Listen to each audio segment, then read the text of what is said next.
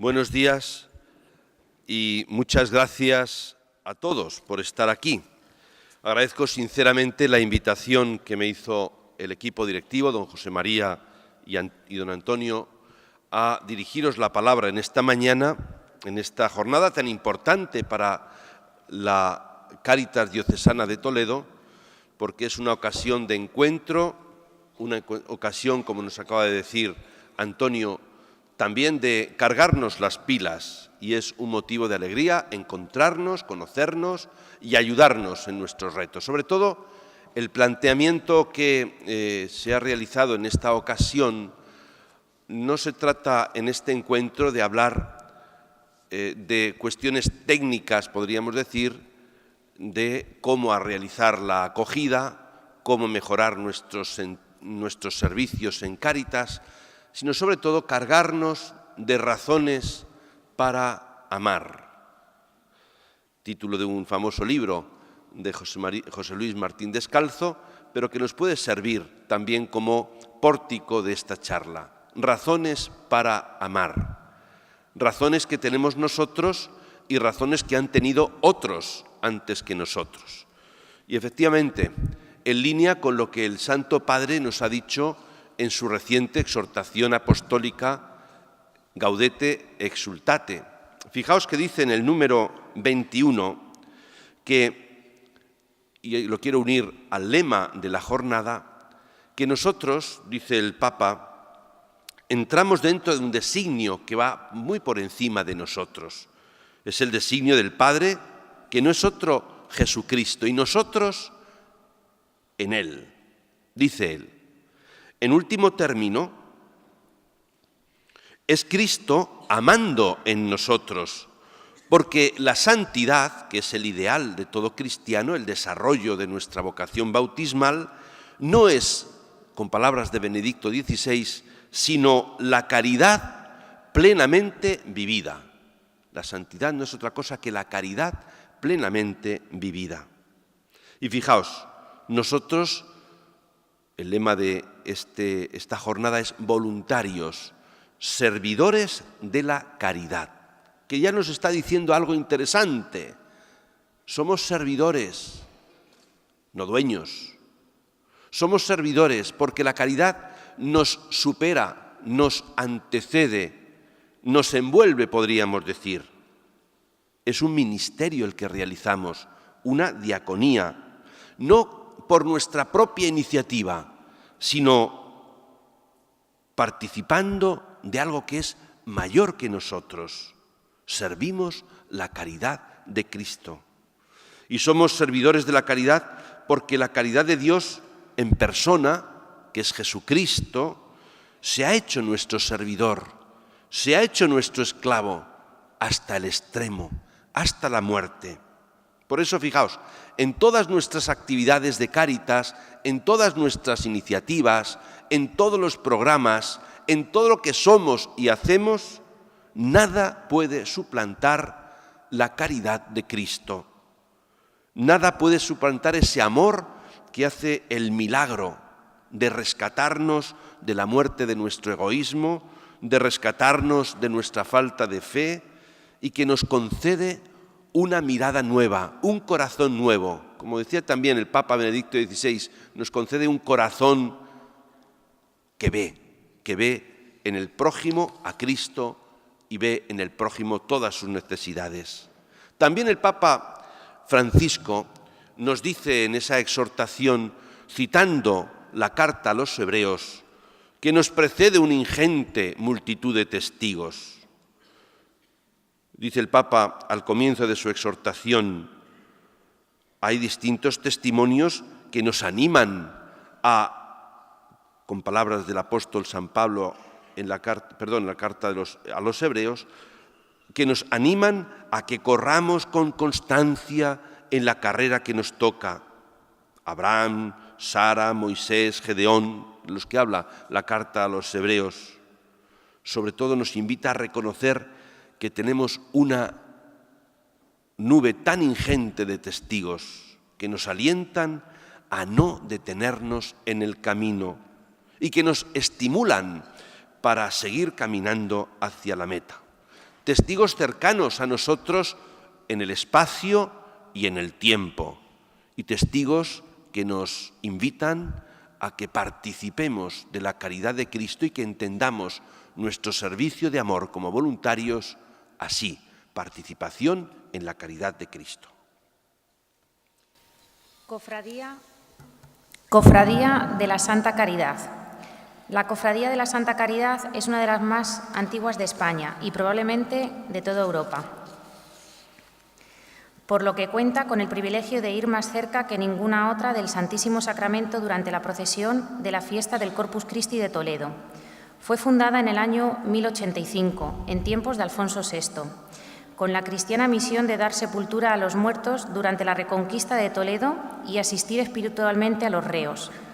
Una vez más, la Cofradía de la Santa Caridad de Toledo ha mostrado su compromiso con los más necesitados y con los proyectos de Cáritas Diocesana de Toledo, entre los que se encuentra Proyecto Mater. En este sentido, la Cofradía de la Santa Caridad de Toledo, la más antigua de España, ha realizado un donativo de 2.130 euros, de los que 630 euros proceden de la colecta extraordinaria que realizaron en la estación de penitencia de la pasada Semana Santa y que destinarán a Proyecto Mater. Pues empezamos con un testimonio colectivo, una hermandad. Sabéis que desde la Edad Media muchas de las cofradías y hermandades que pueblan nuestras parroquias y que alientan sobre todo la liturgia de la Semana Santa han tenido un carácter penitencial, pero también un carácter claramente de beneficencia y de caridad. Ha sido un ámbito privilegiado para que los cristianos expresaran el amor de Cristo a los más pobres, en épocas donde no existía la seguridad social, en épocas donde no existían los seguros de decesos y otros servicios sociales con los que hoy podemos contar. Esta cofradía, que como acabamos de escuchar es probablemente la más antigua de España y de las más antiguas de Europa, sin duda, nace nada menos que de la mano del rey conquistador Alfonso VI y del que le iba acompañando en sus gestas nada menos que el Cid Campeador durante la toma de la ciudad en el año 1085. Y su idea primera era, en aquel contexto bélico y de enorme pobreza como consecuencia de la guerra, el ofrecer cristiana sepultura a los difuntos. En plena Reconquista, el rey Alfonso VI y su gobernador general, Rodrigo Díaz de Vivar, se reúnen con los capitanes Antonio Téllez y Suero Gómez para estudiar cómo dar cristiana sepultura a los difuntos. Y de acuerdo con el que entonces era el arzobispo de Toledo, don Bernardo de Cluny, formaron una cofradía que tomó este bello nombre, la Santa Caridad. Caridad, pero Santa Caridad. No solo enterraban a los fallecidos en batalla, sino también a los muchos que perecían ahogados en el río Tajo, también a los ajusticiados a quienes les acompañaban. Y lo hacían pues en un lugar muy concreto que todos podemos recordar, situado cerca del actual Museo de Santa Cruz, en el Paseo del Carmen, que se llamó así, Pradito de la Caridad. El Cristo que sacan en procesión cada martes santo procede de aquella capilla que había en ese antiguo camposanto al que los cofrades pues acompañan y se acercan en silencio, solamente acompañados por el sonido de un tambor. Como se acaba de recordar, esta finalidad caritativa de la cofradía, que al ser tan antigua, pues custodia un riquísimo archivo histórico, a pesar de los profundos cambios que a lo largo de la historia, lógicamente, ha tenido que experimentar, no ha dejado de cuidar esa función de ayudar por amor a Dios a los necesitados. Ese compromiso de ayer y de hoy, especialmente con los proyectos de Cáritas, su aportación habitual a los proyectos de Cáritas Diocesana para el desarrollo de los proyectos que tiene en marcha, viene acompañado por algún otro más específico. Por ejemplo, ahora mismo esta cofradía milenaria tiene relación con la pastoral penitenciaria y trata de prestar apoyo a aquellos que en los mismos centros penitenciarios en nuestros días siguen atendiendo a los presos. Se trata de un proyecto que realizan, lógicamente, en colaboración con la Iglesia y con el secretariado que específicamente atiende la pastoral penitenciaria. Actualmente consta de unos 250 integrantes, muchos de ellos pues con una arraigada tradición familiar. Y son muchas las cofradías y hermandades de nuestra diócesis que también hoy, igual que la cofradía de la Hermandad de la Caridad, la Cofradía de la Caridad, colaboran con proyectos tanto parroquiales como diocesanos de Cáritas diocesana. Es el caso del economato del Beato Cardenal Sancha en Toledo, donde la mayoría de sus voluntarios proceden de cofradías y hermandades de la ciudad. Por eso yo me pregunto y yo os pregunto, ¿no sería importante que para revitalizar las cofradías y hermandades de nuestros pueblos, de nuestras ciudades, de nuestras parroquias, se cuidara, además de otros aspectos como es la formación, como es el cuidado de la vida espiritual? ¿No sería interesante impulsar más esta dimensión caritativa y social en colaboración con Cáritas, con los proyectos de Cáritas, bien apoyando económicamente o bien, y quizás sea más interesante incluso, apoyando con nuevos voluntarios? Creo que es un reto que tenemos en nuestra diócesis y que nosotros, impulsados por el testimonio de la caridad de esta cofradía tan venerable y querida, podemos tomar y quizá seguir. Una invitación a todos.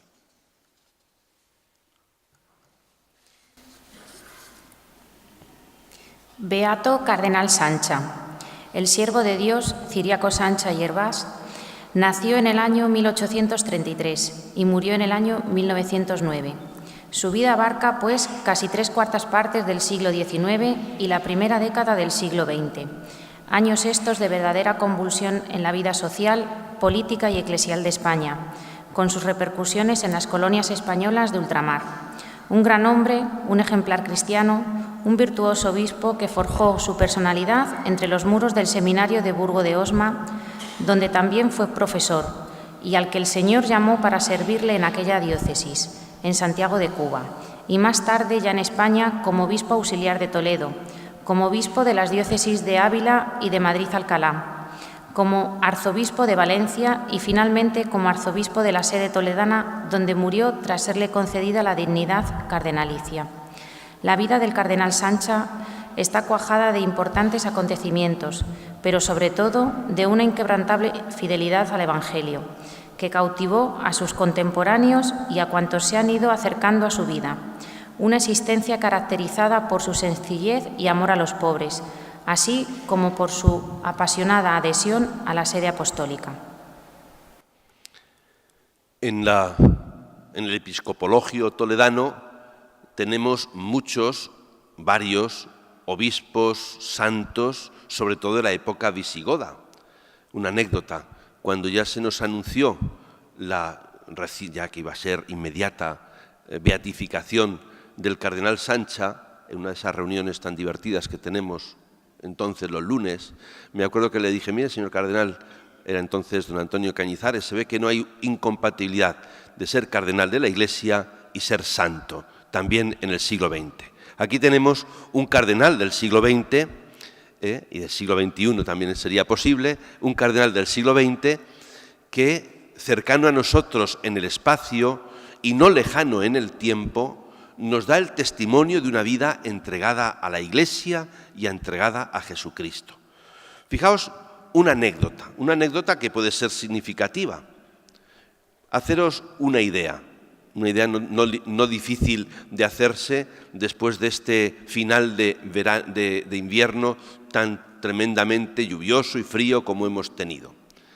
Era primeros del mes de febrero y Toledo amanece con una tremenda nevada, una gélida mañana de febrero. Y el ya anciano y achacoso arzobispo de Toledo se asoma desde las ventanas del palacio episcopal y contempla el panorama de la ciudad. Y no puede dejar de recordar a sus pobres, digo sus entre comillas, pobres a los que conocía por sus nombres, de quienes sabía los avatares de su vida.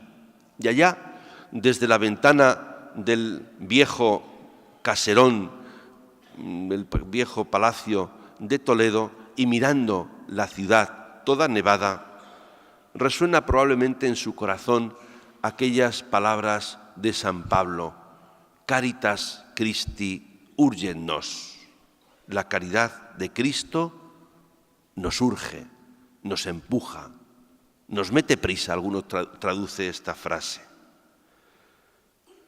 ¿Cómo va a olvidarse de aquellos a quienes conocía por su nombre y que en aquella gélida mañana de febrero, en un Toledo nevado, estarían pasando las mayores penurias? Rápidamente pide a sus colaboradores que preparen el coche del arzobispado y que lo llenen de mantas, de ropas y de alimentos.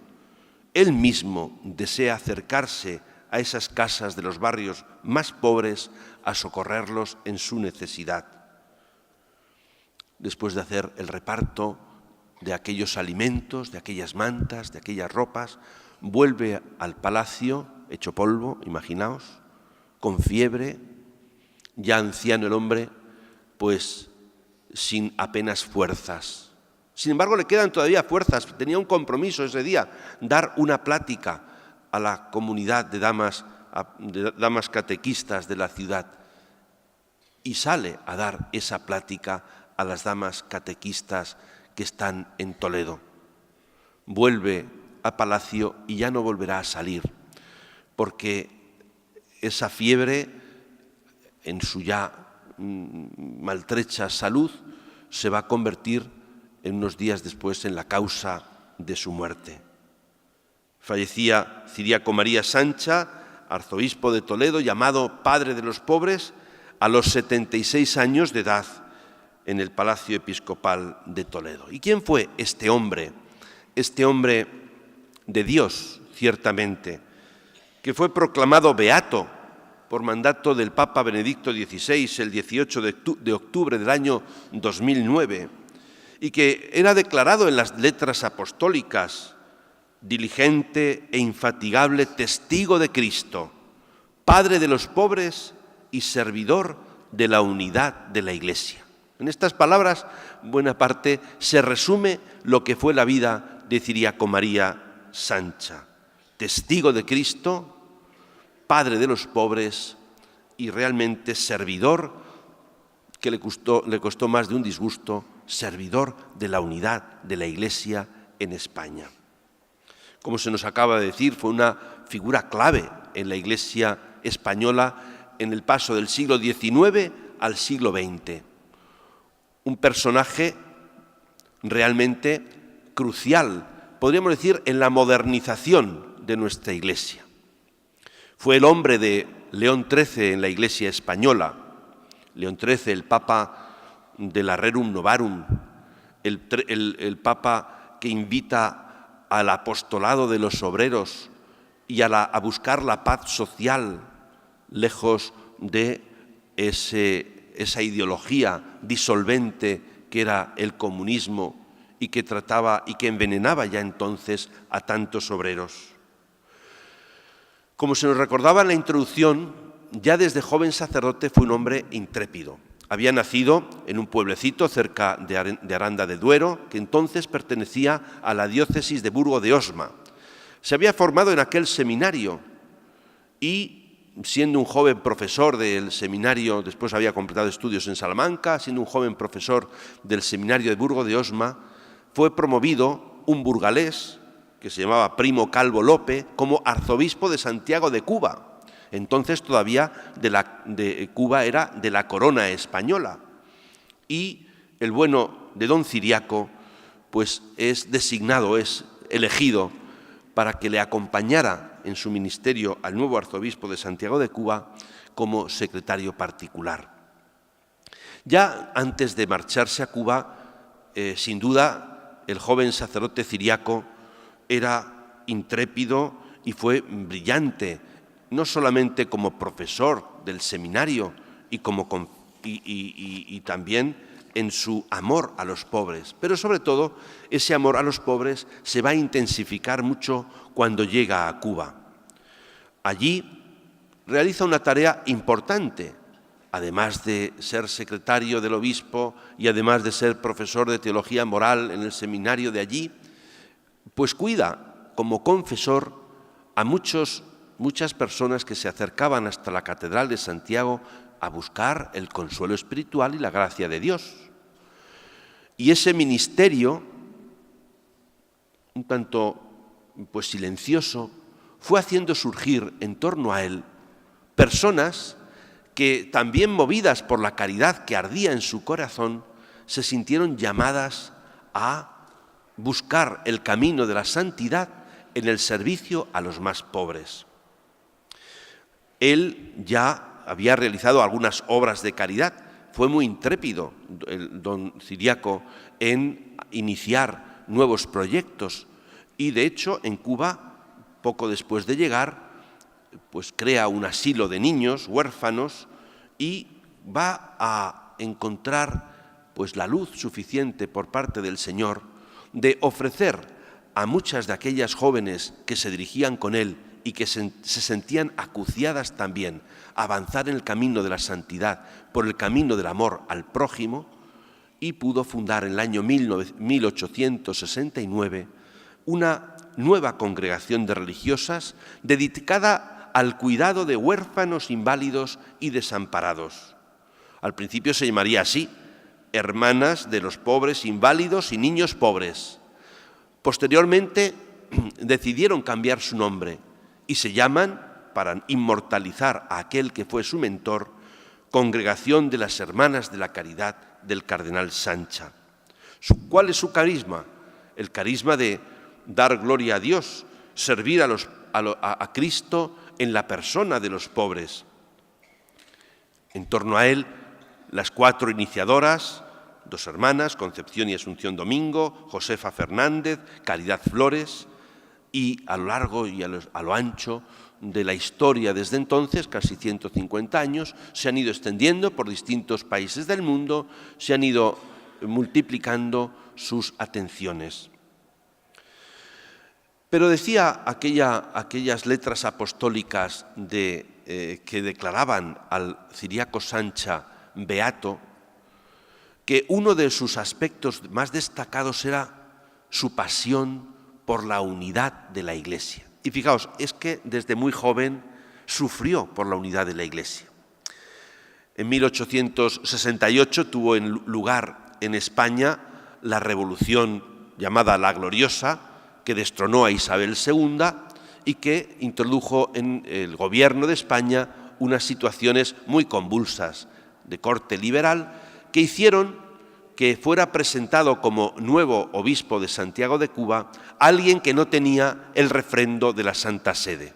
Y eso produjo en Cuba un verdadero cisma, así se conoce, el cisma de Cuba, porque, claro, Ciriaco María Sancha, junto con otros muchos sacerdotes, no reconocían la legitimidad de aquel que había sido designado por el gobierno revolucionario como arzobispo de Cuba, sin el refrendo de la Santa Sede. Y Ciriaco María Sancha sufre cárcel, nada menos que por defender a la Iglesia, por amor a la Iglesia.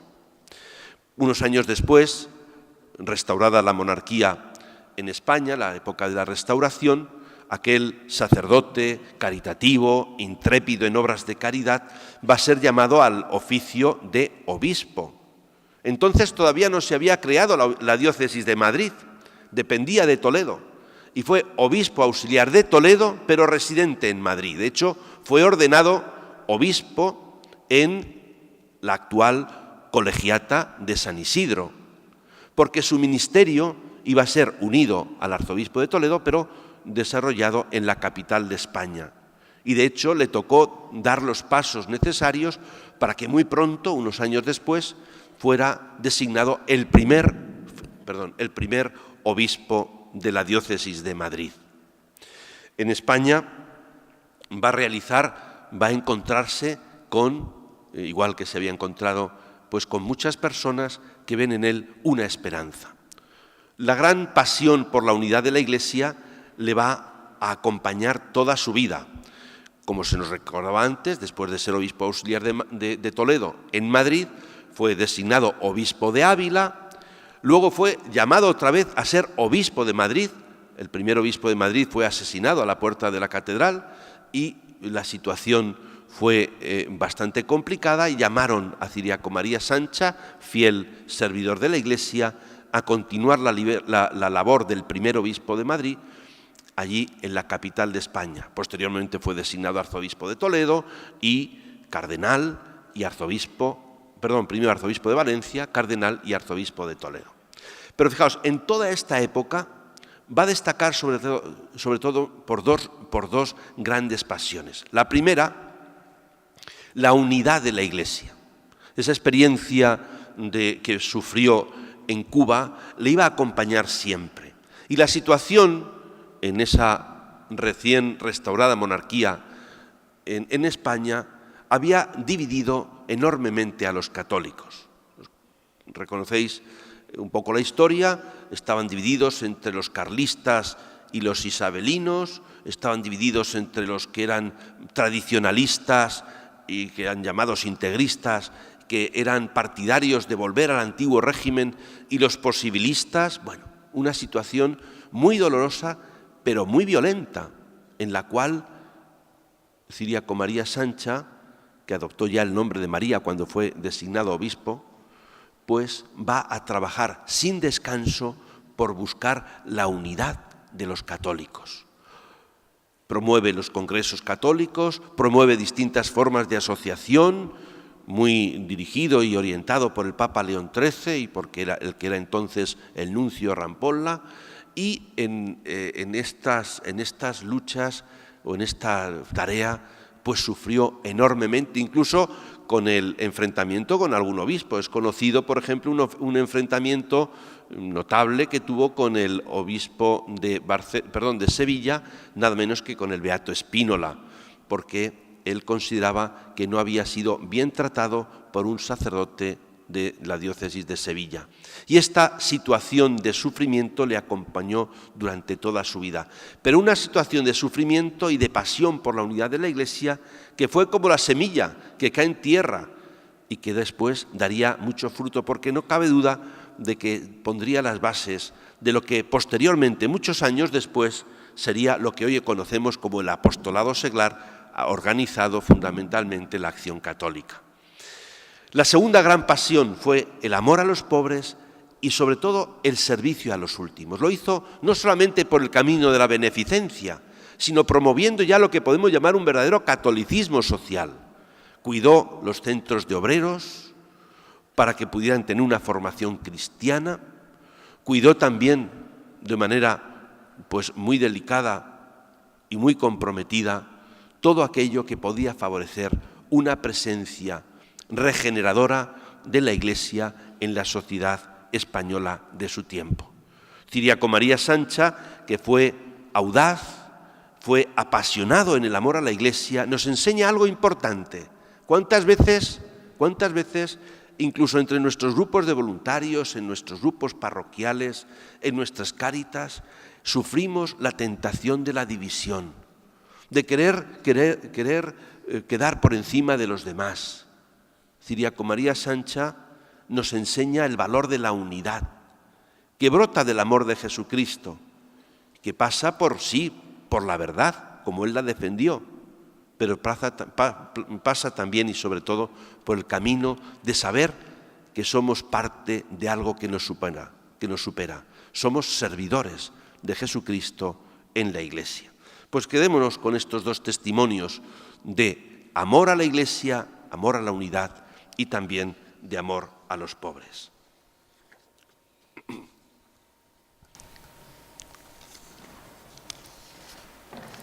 Beata Dolores Sopeña. Dolores Sopeña es una de esas personas excepcionales que llegan al mundo para hacer de él un lugar mejor. Su dedicación a los demás, especialmente a la familia trabajadora, sigue viva hoy en los numerosos centros Sopeña que existen en el mundo, y su historia ejemplar nos invita a encontrar con ella la oportunidad de superarnos. Dolores Sopeña nació en Vélez Rubio, provincia de Almería, España, el 30 de diciembre de 1848. Pertenecía a una familia de clase social media alta y desde muy joven descubrió que su vocación era ayudar a los demás, especialmente a los que más lo necesitaban, motivada por su profunda fe cristiana que anheló transmitir y compartir. Allí donde su padre era destinado por su trabajo, ella encontraba la manera de hacer el bien. En Almería, España, y con solo 17 años, atiende a necesitados, a un hombre leproso, a 2 hermanas enfermas de tifus. Según crece en edad, crece su convicción. En Madrid colabora en hospitales, escuelas, en la cárcel de mujeres. Latinoamérica estimula aún más su vocación. En Puerto Rico y Cuba funda centros en los que mujeres que admiran su labor se dedican como ella a ayudar y a transmitir esperanza a los más desfavorecidos. Cuando vuelve a España en 1877, continúa su misión solidaria y evangelizadora en las duras ciudades industriales de entonces, fundando centros e involucrando a muchas personas para colaborar en su misión. En 1902 funda una institución civil que hoy lleva su nombre, Fundación Dolores Sopeña. Muere en Madrid el 10 de enero de 1918, pero su obra sigue muy viva, con presencia en 14 ciudades españolas, en 6 países de Latinoamérica: Argentina, Colombia, Chile, Cuba, Ecuador y México, y en Italia también. Su labor continúa en colegios, centros de educación de adultos, etc.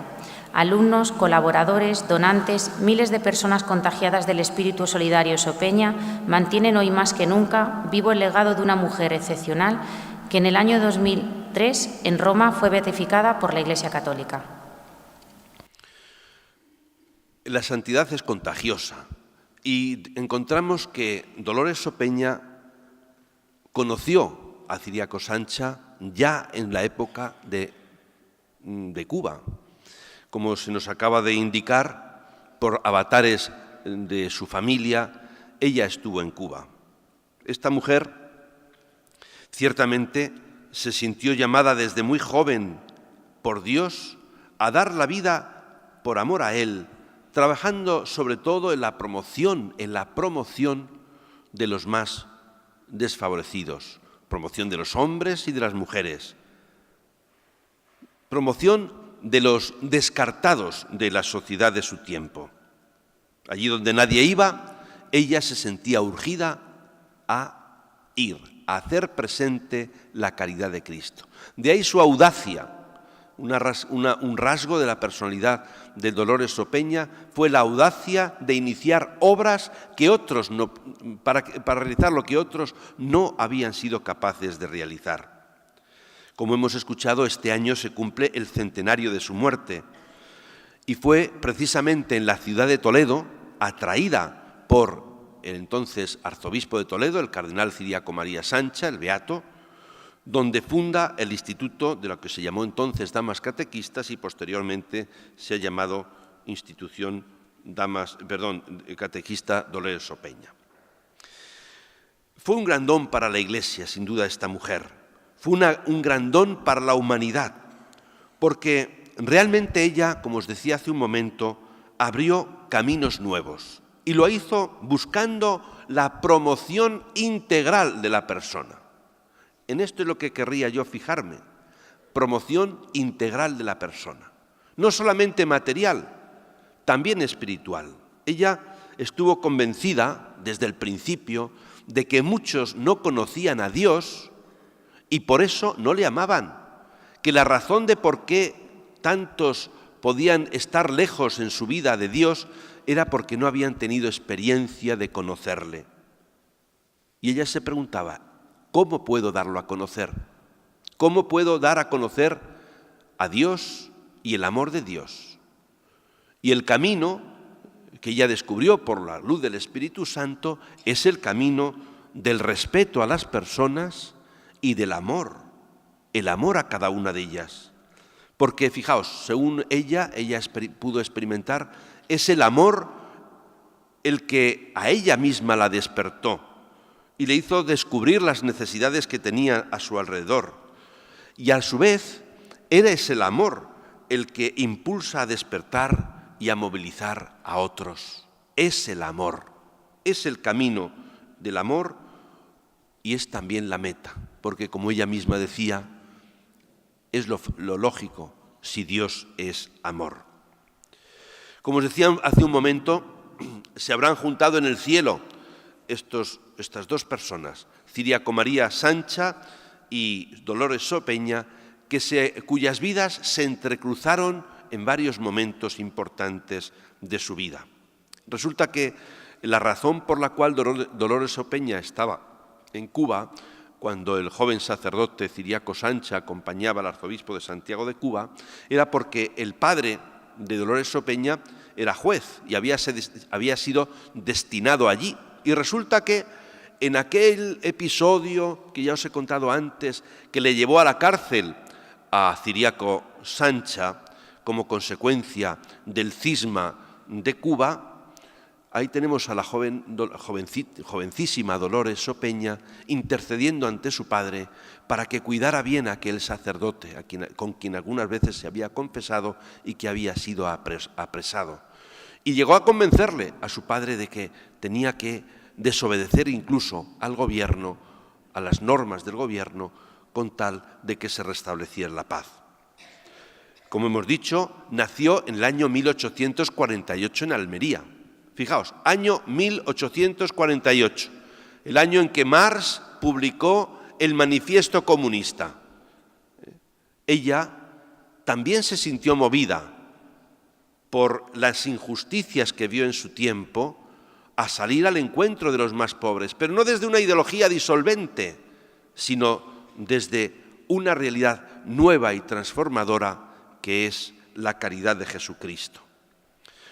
Su familia tuvo que desplazarse en distintos momentos, pero unos años después ya retorna a Madrid y será en Madrid donde cuide especialmente su vida espiritual. Guiado por su director espiritual, hizo una breve experiencia en la vida contemplativa en el monasterio de las Salesas de Madrid y rápidamente, unos días después, ella vio que no era ese su camino, que su camino era servir a Dios, pero sirviendo a los pobres. Y enseguida, ella, como os digo, de una enorme iniciativa, empieza lo que se llamaron los círculos de obreros, los centros de instrucción, en los que enseñaba, junto al catecismo, cultura general y también prestaba asistencia médica a los últimos. Y esta obra consigue pues que se vaya extendiendo por distintos lugares. Es lo que posteriormente toma el nombre de Obra de las Doctrinas, antecedente de sus centros de obreros. Cuando coincide en Madrid con el recién obispo de Madrid, Ciriaco María Sancha, le anima a que trabaje en suscitar, fijaos, vocación de apóstoles seglares. Y Dolores Sopeña, siguiendo las indicaciones del santo obispo de Madrid, crea el movimiento de laicos, un movimiento de laicos que acompañaran en esa misión de dar a conocer a Jesucristo a los más pobres. Posteriormente, cuando está en la peregrinación a Roma en el año jubilar del año 1900, hace un día de retiro junto a la tumba del apóstol San Pedro.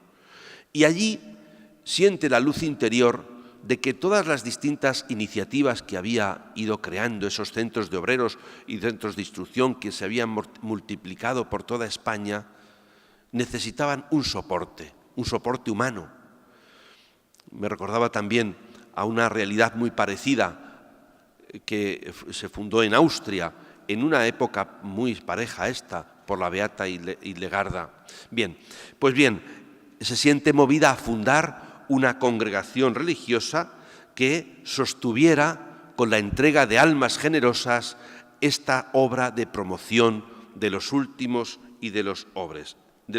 Por eso en 1901, después de unos ejercicios espirituales, realizados junto con 8 compañeras, se funda el Instituto de Damas Catequistas, que tendrá su lugar de fundación precisamente la ciudad de Toledo, junto a la ermita de Nuestra Señora de Gracia, el 31 de octubre de 1901. Como también se ha recordado, esa iniciativa y esa capacidad de iniciativa de Dolores Opeña le hizo descubrir lo importante que era que estas nuevas religiosas pudieran estar muy cerca de los últimos. Y por eso, fijaos, es pionera porque van a ser religiosas que no vistan un hábito religioso y van a ser religiosas que se entreguen a una obra, es curioso, una obra civil. Oscus, la obra social y cultural sopeña, es una obra civil para que no hubiera peligro de que en un momento dado pudiera ser suprimida por legislaciones anticlericales. Lo que destaca en la vida de Dolores Opeña es sobre todo eso que llamaba el Papa San Juan Pablo II, el testimonio de las obras, cómo su iniciativa personal cuaja en instituciones en las cuales se hace visible la caridad de Cristo, realizando lo que también llamaba el Papa Benedicto XVI la imaginación de la caridad. Todo ello era posible desde una profunda vida teologal, una confianza sin límites en el Señor y saber que ella es un instrumento suyo, que es un instrumento de su amor. El 10 de enero de 1918, hace ahora 100 años, fallece Dolores Opeña en Madrid y será beatificada en el año 2003. Nos retenemos de la espiritualidad de Dolores Opeña 4 grandes ejes que no quiero dejar de mencionar. En primer lugar, la centralidad en su propia vida espiritual de Jesucristo. En segundo lugar, una profunda vida eucarística. Todo lo que hace, todo lo que vive, arranca de momentos de adoración en la Eucaristía, de momentos de profunda intimidad con Jesús. Una profunda espiritualidad mariana. Aprende de la Virgen María, de esta dimensión de la espiritualidad mariana, la presencia de la Virgen en su camino, que está pues alentándole a continuamente no buscar otra cosa que cumplir en su vida la voluntad de Dios. Y una clara espiritualidad ignaciana. La influencia de San Ignacio de Loyola en la vida de Dolores Opeña fue muy fuerte, sobre todo en 2 aspectos. Una fuerte espiritualidad apostólica y una síntesis de contemplación y acción, de la cual el santo español San Ignacio de Loyola es, sin duda, gran maestro.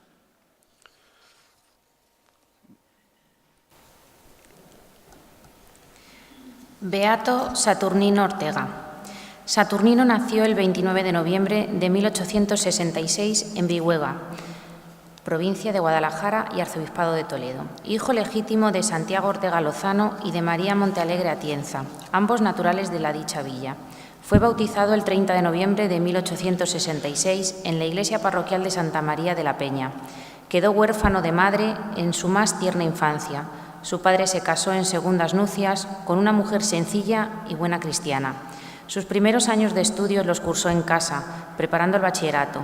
Al expresar su deseo de ser sacerdote, sus padres lo llevaron a Sigüenza, Guadalajara, al Colegio de los Padres Paules. Posteriormente, Saturnino se trasladó a Toledo y, como alumno externo en el seminario de esta ciudad, aprueba el 3er año de teología y recibe la tonsura y órdenes menores el 13 y 14 de mayo de 1891 y el subdiaconado el día 23 de mayo de 1891 de las manos de Monseñor Valeriano Menéndez Conde, obispo auxiliar del cardenal Miguel Paya y Rico. En el 4º curso de teología es ordenado diácono por el mismo señor obispo auxiliar el día 19 de diciembre de 1891. Finalmente recibió la ordenación sacerdotal el 12 de marzo de 1892 de manos del beato Ciriaco María Sancha Hervás, arzobispo de Madrid-Alcalá. En Talavera desarrolla una amplia y celosa tarea pastoral, oración y exquisito amor a la Eucaristía, doctrina luminosa y evangélica, en sermones, pláticas, dirección espiritual, caridad para con los pobres y necesitados, preocupación continua por las vocaciones que le lleva incluso a fundar 2 becas para el seminario de sus propios ingresos. También desarrolló su labor pastoral en las 2 fundaciones de las que como arcipreste y como párroco de Santa María de Talavera fue patrono. Estamos en Talavera y qué bueno fijarnos en la vida de este buen sacerdote. Una formación sencilla, no era una formación especialmente brillante como la que pudo tener el cardenal Sancha, pero un hombre de Dios. De él llama la atención cómo su amor a Cristo y a la Iglesia se va a convertir en testimonio de fidelidad hasta el final. Será mártir de Cristo. Pero no improvisó su martirio. No solamente una vida de sacerdotal sencilla en distintas parroquias de nuestra diócesis, pero especialmente en Talavera, donde llegó en el año 1911 como párroco y donde, además de una inmensa actividad pastoral, aquí fue iniciador de la adoración nocturna, de las Marías de los Sagrarios, fue iniciador de la acción católica, impulsor de distintos movimientos y realidades eclesiales. Nos fijamos sobre todo en el aspecto caritativo. Tuvo un protagonismo especial para poner en marcha 2 obras que hasta hoy han dado un enorme impulso social y caritativo a nuestra ciudad.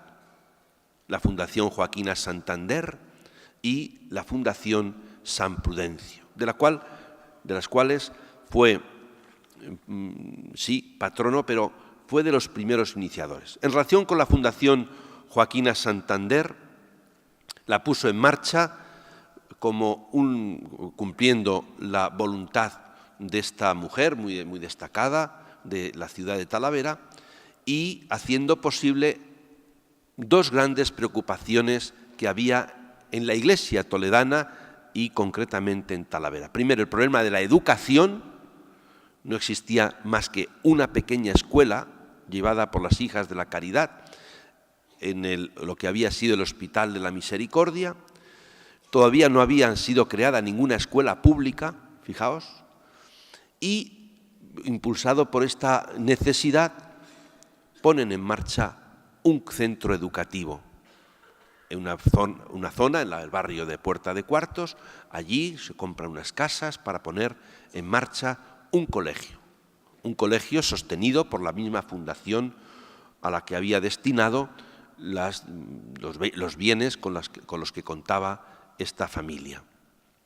Pero la segunda preocupación era las vocaciones sacerdotales, sobre todo de chicos que tenían una inclinación al sacerdocio, pero familias pobres que no podían sufragar los gastos que suponía ir al seminario.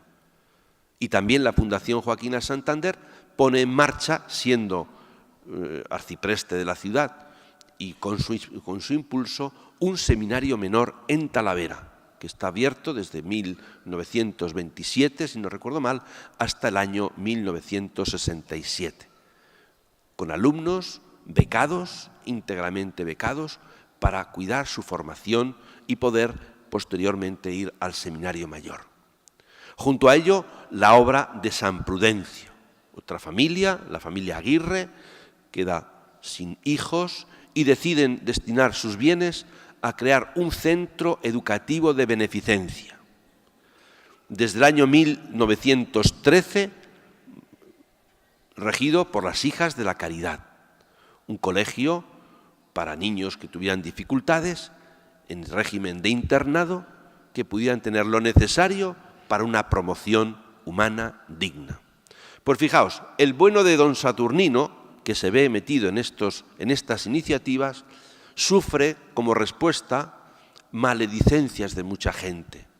Le critican porque se ha hecho amigo de los ricos, le critican porque dicen que está robando dinero, nada menos. Él tiene que humildemente dar cuenta, era el administrador de la Fundación San Prudencio, de cómo llevaba la administración y supo pacientemente, como buen pastor, sufrir calumnias en la ciudad, donde servía como sacerdote por amor a Jesucristo. Por eso digo que el final de su vida martirial no fue improvisado, fue el resultado de una profunda vida de fe, una profunda vida de amor a Jesucristo y de entrega a la Iglesia. El día 19 de julio de 1936 será apresado y queda en la memoria del convento de las Madres Carmelitas de nuestra ciudad que unos días antes él ya tenía conciencia de estar puesto en el punto de mira y que si las cosas se estaban poniendo como se estaban poniendo, él iba a ser de los primeros en caer. Y por eso recuerdan con grabado a fuego en sus corazones esta comunidad, que en aquella última plática que les dio a las monjas carmelitas descalza de clausura, parecía presentir lo que le venía encima, y les dijo de forma profética: hijas mías, tened mucho ánimo, tened confianza en el Señor, a vosotras no os pasará nada, pero a mí me matarán.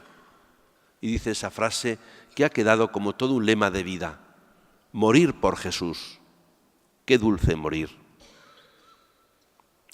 Desde la cárcel escribió 20 pequeñas cartas que se conservan el Beato Saturnino con un pequeño lapicero de carbón, y decía a su hermana: me figuro todo, pero Dios nos da la fortaleza para sufrirlo.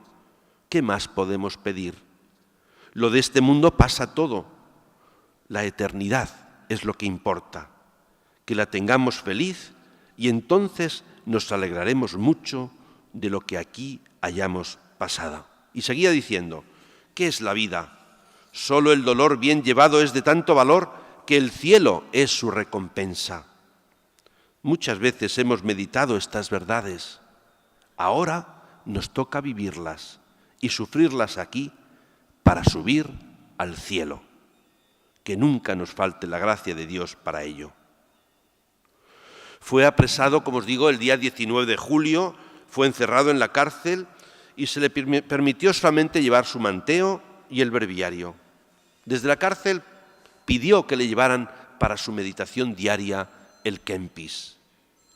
Allí en la cárcel, cuando llegó, coloca un crucifijo en la pared y dijo a todos los que le acompañaban: esta es nuestra capilla, no os hagáis más ilusiones. Y les exhortaba a prepararse para morir bien. No falta con sus compañeros de prisión el rezo del rosario y otros momentos de oración. Fue unos días después, el 6 de agosto, cuando le sacan de la cárcel junto a otros 2 seglares. A uno de sus compañeros que quedaban le entregó un crucifijo que apreciaba especialmente. Fueron conducidos precisamente al patio de la Fundación Joaquina Santander, donde ante las turbas, pues muchos se mofaban de él. Le hicieron objeto de burlas y escarnios, que él, según cuentan los testigos, sufrió pacientemente. Después fue llevado a las afueras del pueblo de Calera para ser fusilado y quedando el último del grupo que iba a ser fusilado, confesó a sus amigos y les dio la absolución.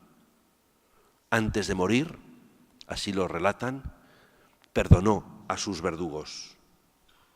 Quedaos con esta frase: morir por Jesús, qué dulce morir.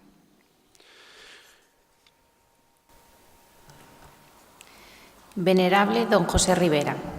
José Rivera Ramírez nació en Toledo el 17 de diciembre de 1925 en la plaza de Santa Isabel número 2. Fue bautizado el 2 de enero del 26 y confirmado el 27 de marzo del 27 en su parroquia de Santo Tomé. Es el último de 4 hermanos, Carmen, Antonio y Ana María. Creció en una familia católica bendecida por el testimonio del hijo mayor, Antonio, el ángel del Alcázar, que murió con fama de santidad el 20 de noviembre del 36, a consecuencia de las heridas recibidas en el Alcázar. Siendo joven universitario, ingresó en el Seminario de Comillas, Santander, donde estudió Humanidades y Filosofía, pasando a Salamanca para estudiar la teología. Fue ordenado sacerdote en Toledo el 4 de marzo del 53, coadjutor en la parroquia de Santo Tomé entre el 53 y el 55 y ecónomo de Totanés y Toledo. Sacerdote diocesano, formador de sacerdotes, como director espiritual en los seminarios del Salvador e Hispanoamericano de Salamanca, entre el 57 y el 63, de Toledo entre el 65 y el 70, de Palencia entre el 70 y el 75 y de nuevo en Toledo entre el 75 y el 91. Profesor de Gracia y Virtudes y Teología Espiritual en Palencia y en Toledo. Maestro de vida espiritual, apoyado en una intensísima vida de oración, mortificación y estudio, que le hizo experto conocedor de los caminos del Espíritu, se dedicó a la dirección espiritual de personas de toda clase, condición y estado. Padre de los pobres, por amor a Cristo lo perdió todo, hasta hacerse mendigo por ayudar a los pobres, incluidos sus queridos gitanos. El 13 de marzo de 1991, tras un infarto cardíaco, recibió la unción de enfermos. Consumó su entrega el 25 de marzo del 91. Su cadáver, donado por él a la Facultad de Medicina de Madrid, fue devuelto a petición del cardenal arzobispo de Toledo, Marcelo González Martín, y enterrado el 24 de marzo del 94 en la capilla del Seminario Mayor Diocesano de Santa Leocadia para adultos, iglesia de San Bartolomé en Toledo, a donde acuden muchos devotos para pedir gracias y favores por su intercesión. Por iniciativa del arzobispo de Toledo, Francisco Álvarez Martínez, se inició su procesión de canonización el 21 de noviembre del 98, cuya fase diocesana fue clausurada el 21 de octubre del 2000. La actora de la causa es la Archidiócesis de Toledo. Ya son las 12 y tengo que ser muy breve para no pisar el horario de las actividades de esta mañana. Ya hemos escuchado el relato de la vida de don José. Muchos tenemos referencia de él. Yo fui alumno del seminario de Gracia y Virtudes y también tuve la oportunidad de tener alguna conversación con don José, como otros muchos sacerdotes de nuestra diócesis. Una imagen, aquel 26 de marzo de 1991, al día siguiente de su fallecimiento, en el Hospital de Toledo, se celebraron las exequias de don José en la iglesia de San Ildefonso, entonces de los padres jesuitas, hoy el santuario de los Sagrados Corazones. Un grupo de gitanos emocionados introducía en aquel templo abarrotado de sacerdotes, de religiosos, religiosas, de innumerables fieles, el féretro del que había sido auténtico maestro de sacerdotes, verdadero guía espiritual para muchísimas almas y de verdad, padre de los pobres. Muy significativo aquel grupo de gitanos, sus amigos que le introducían en el templo para celebrar sus exequias. Yo había oído ya hablar de don José desde que yo era niño. Dio la circunstancia de que mi padre, bienvenido, había coincidido con él como prácticamente adolescente en los grupos de aspirantes de Acción Católica en Toledo y posteriormente, cuando ya eran jóvenes universitarios, empezó estudios de Derecho, si no recuerdo mal, don José, allí coincidió también, de Filosofía, con mi padre que empezaba Derecho. Luego desapareció, contaba él, se marchó al seminario, pero siempre le acompañó el misterio de ese hombre, el misterio de don José, que se sintió arrebatado por la santidad de su hermano, que se sintió golpeado en su profundo corazón, en lo profundo de su corazón, por el testimonio de aquellos jóvenes forjados en torno a Manuel Aparici, que descubrieron un ideal en su vida, la santidad. Ese misterio que acompañó el corazón de tantos jóvenes que fueron luego testigos de la fe, muchos de ellos, pero que fueron también valientes apóstoles seglares. Y ese misterio que acompañó toda su vida y que le llevó a entregar todo por amor a Jesucristo. Como hemos escuchado, hasta los despojos de su cuerpo. Se sabía una llama de amor. No podemos adentrar mucho en la espiritualidad de don José, de la cual hay publicaciones cercanas a todos nosotros, pero sí nos vamos a fijar en algún testimonio, con lo que quiero yo terminar, y en alguna de sus palabras. El testimonio de don Domingo Oropesa, actualmente obispo de Cienfuegos, discípulo muy cercano de don José Ribera, que reconocía cómo don José se sentía feliz entre los pobres y se sentía feliz viviendo pobremente, lo cual recuerda ese lema que tantas veces ha dicho desde el principio de su pontificado el Papa Francisco para la Iglesia: Iglesia pobre para los pobres. Eso lo vivió don José. Decía don Domingo: don José Ribera sabía que Dios pide la pobreza porque la da, y que todo afán de poseer es un afecto desordenado que Dios quiere que purifiquemos. Él nos ayudaba, dice don Domingo, a valorar la virtud de la pobreza, ofreciendo la vida como el camino para dejar y no coger, para no acumular, sino soltar, no retener, sino olvidar. Por eso no tuvo miedo ni siquiera de endeudarse por los pobres, como hace un padre o una madre de familia para darle a alimentar a sus hijos. Muchos se acercaban al seminario buscando a don José. Y el testimonio de su amor, pues ha quedado como también un verdadero magisterio de amor a Cristo pobre, humilde, paciente, que nos invita a identificarnos con Él. En eso consiste el camino de la santidad, en identificarnos con Jesucristo. Y en ese camino, la cruz. La cruz que consiste fundamentalmente en no buscar otra cosa que cumplir la voluntad de Dios. Christopher Harley, otro sacerdote, cuenta una anécdota. Él había conocido y tenía contacto con la Madre Teresa de Calcuta, y cuando era diácono, Christopher Harley, pues consiguió que en un viaje que hizo la Madre Teresa de Calcuta hasta Madrid, pudiera desplazarse un día a Toledo para tener un encuentro con los seminaristas. Y cuenta Christopher Harley que él se lo dijo al rector del seminario para organizar ese encuentro y llamó a don José. Don José, he conseguido que la Madre Teresa vaya a dar una charla al seminario. Espero verle allí. Llega el día y evidentemente don José no está entre aquel nutrísimo auditorio que quería ver, tocar, escuchar a la Madre Teresa ya con fama de santidad. Da la casualidad que cuando ya salen del seminario de vuelta a Madrid, Christopher Harley con la Madre Teresa a su lado, pues a la puerta en la calle Santa Isabel se encuentran con don José y Christopher para el coche y le pregunta: aquí don José, aquí la Madre Teresa. Y le dice don José: mucho gusto, que siga haciendo tanto bien en el mundo.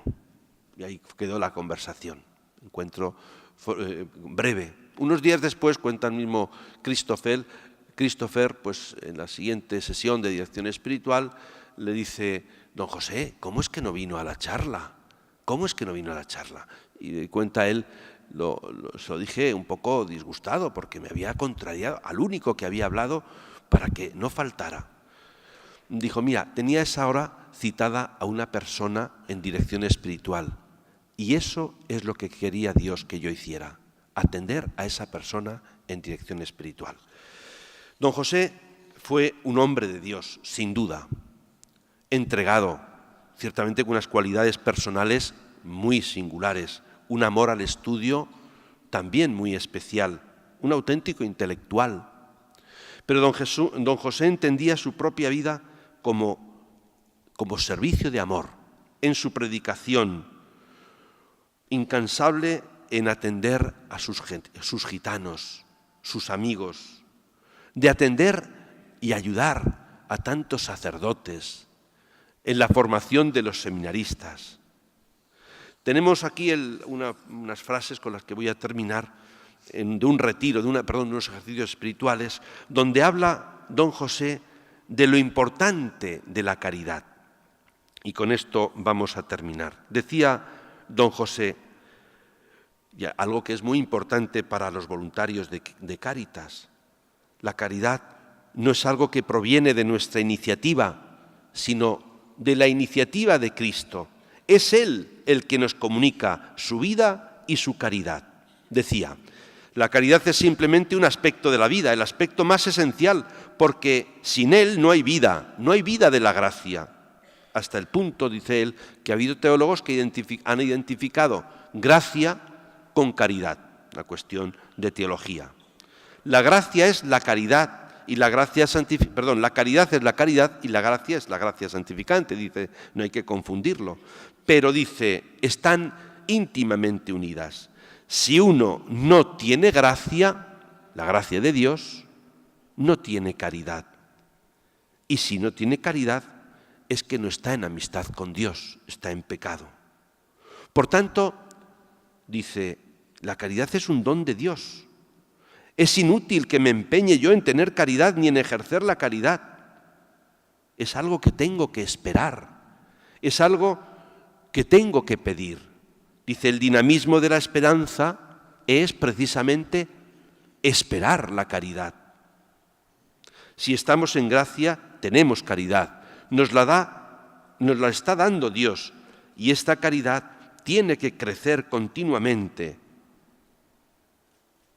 Y se pregunta, ¿y la caridad de dónde viene? ¿Cómo crece? Por la acción de la gracia de Dios, por los sacramentos, por el ejercicio de las virtudes. Si tengo poca caridad, ¿qué puede hacer? Por eso, tan importante para un voluntario de Cáritas vivir esta vida teologal que se alimenta de la fe y que nos fortalece en nuestra unión a Cristo. Dice también don José, la fe se hace su cauce y produce la caridad. La fe es la fuente de la caridad. Por tanto, es ejercitando la fe como crece la caridad.